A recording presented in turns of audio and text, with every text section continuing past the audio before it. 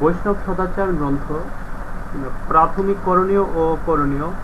9, কখনো কারো কিছু চুরি করা উচিত নয়। 10, অট্টহাস্য বা ব্যঙ্গ করা উচিত নয়।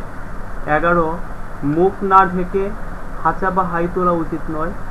12, বয়োজ্যেষ্ঠ ব্যক্তির সামনে পা ছড়িয়ে বসা উচিত নয়। 13, প্রসাদ পাওয়ার সময় থুতু করা বা হাত না ধুয়ে কাউকে পরিবেশন করা উচিত নয়।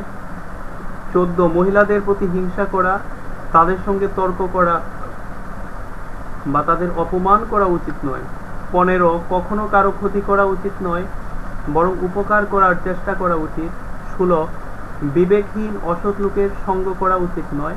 17, অসৎ শাস্ত্রপাঠ বা অধ্যয়ন করা উচিত নয়। এবং 18, পতিত ব্যক্তির আশ্রয় নেওয়া উচিত নয়। হরে কৃষ্ণ।